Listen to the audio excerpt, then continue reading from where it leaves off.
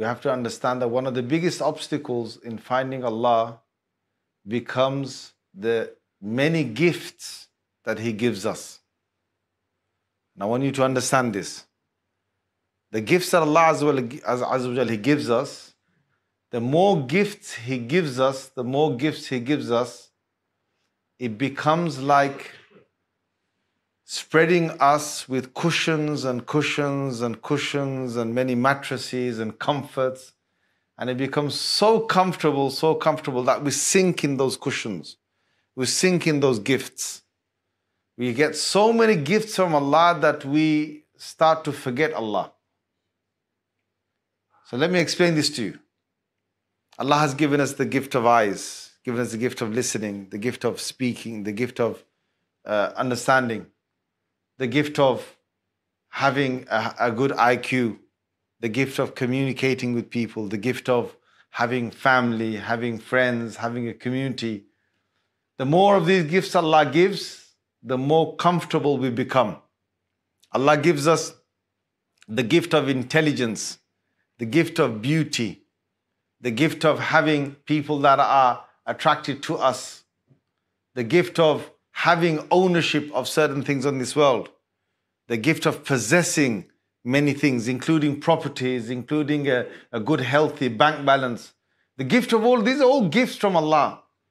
And Allah gives and Allah gives and Allah gives. And what happens is the human, in receiving all these gifts, the human forgets the main giver of all these gifts, which is Allah Azza wa Jal. And that's why what Allah has to do sometimes to make sure that we don't lose our pathway to Jannah is that Allah has to take away a gift. Allah does this for our own good. Now some of us are thinking, nah, that's not right.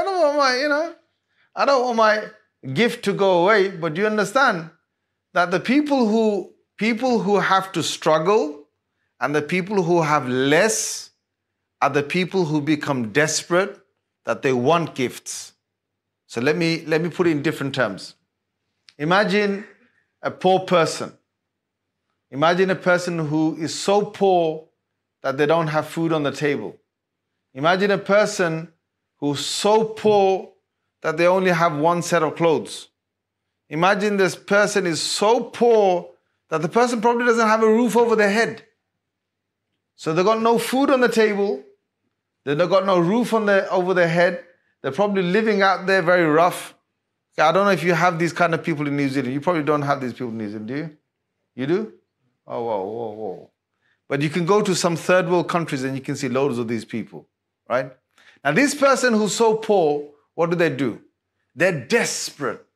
And when they're desperate, they come looking for someone to help them. And they're so desperate, they will come and they'll beg. They're so desperate, they will be out there looking for anything just to support themselves.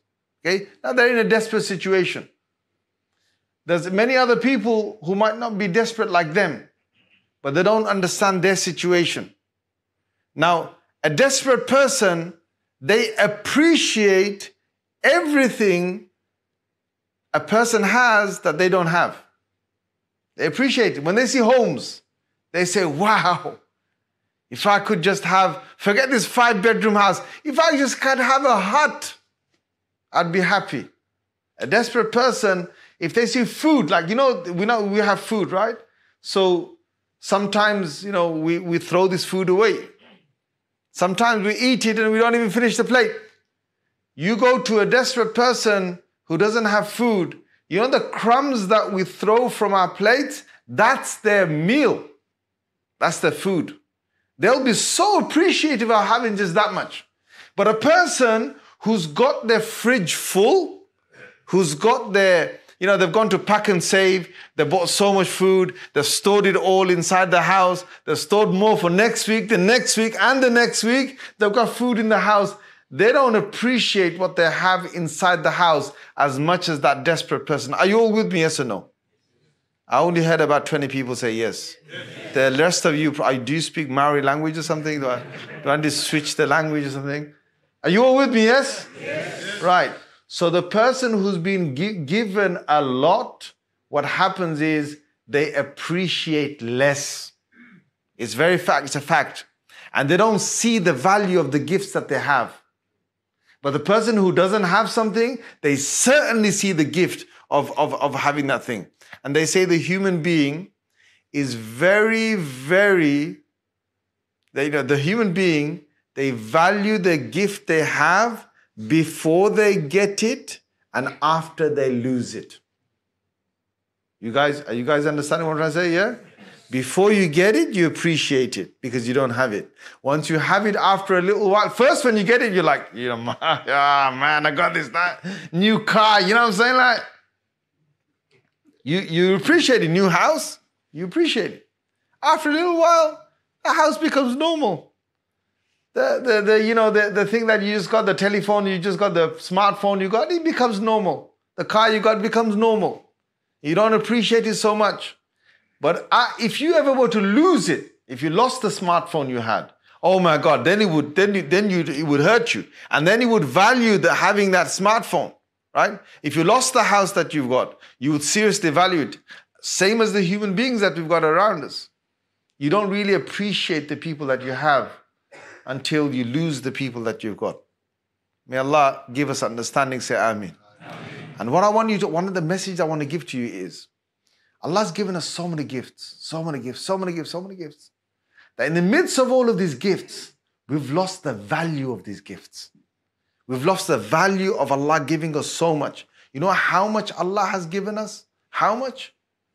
How much Allah has given us? Allah says Himself in the Holy Quran. He says to us, وَإِن تَعُدُّوا نِعْمَةَ اللَّهِ لَا تُحْصُوهَا إِنَّ الْإِنسَانَ لَظَلُومٌ كَفَّارٌ. Allah says, oh human being, if you were to sit there and if you were to start counting the gifts that I gave, start counting them.